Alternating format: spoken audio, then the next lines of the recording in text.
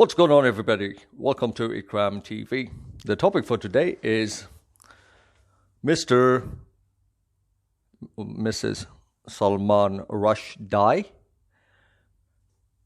So the first time I had heard his name was when I was a little kid. And then just having a conversation with my dad. And he was like, look, this is what happens. People insult Islam and then they go ahead and hide behind the cover of Western countries, liberal places, and call it freedom of speech. How dare they allow it? So as a kid, I was like,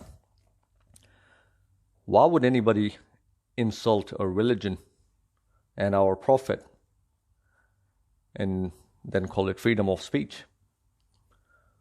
And it's intolerable. It's not fair. But there are people in power who want to keep it, give protection to the bad people who instigate other people by calling their religions names. Leave the religions alone. Leave the prophets alone. You have no business calling out their names. Okay? Whatever religion you're from, respect every religion. Let them do what they want to do. We're all followers here.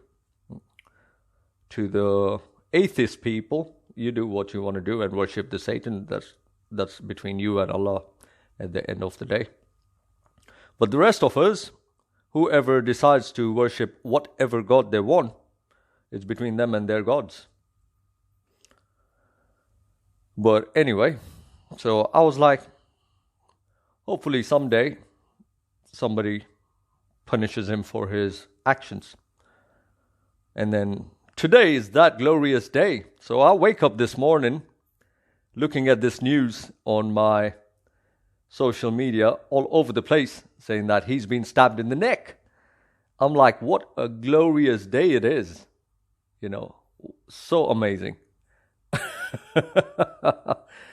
They say people who insult Allah and the Prophet need to be dealt with. Why are people being cowards about it? Why? How is offending somebody by calling them names considered free speech? He could do what he wants and goes and sits wherever in the Western world. Everybody knows the Western world is the biggest enemy of Muslims and Islam. Right?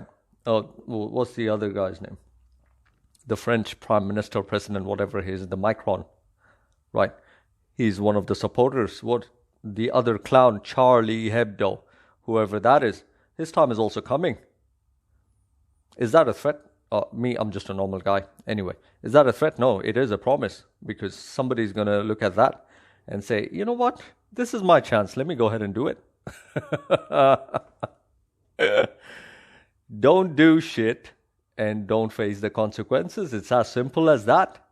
Be a normal, regular human being with values and morals and ethics and respect people for what they believe in. Don't come mocking and then complain about, oh, you're intolerant, oh, you're backwards. All of that is nonsense. Shut up, Let me give you an example about why Muslims need to defend Islam and why Christians need to defend Christianity, why Hindus need to defend Hinduism. Everybody needs to defend their own religions because their religions cannot defend themselves. It's like, say somebody has an old father who's suffered a stroke, who's really old, about 80 years old, sitting outside his house, minding his own business, right? Doing what old people do, probably reading a newspaper.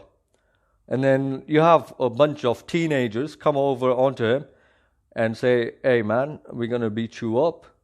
Now, as a son, or as a brother, or as anybody who has even a little bit of mobility, or just say a neighbor, whoever, standing there witnessing the shit being kicked out of this old man by these teenagers, 4 or 5 of them, what are you going to do? You're going to stand around and say, oh, you know what?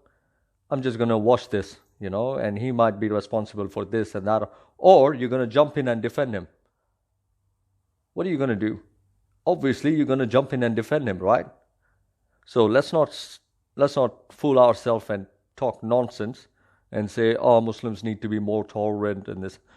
No. You stop the disrespect and there won't be anything. Okay? This world is everyone's. Let them live how they want to live.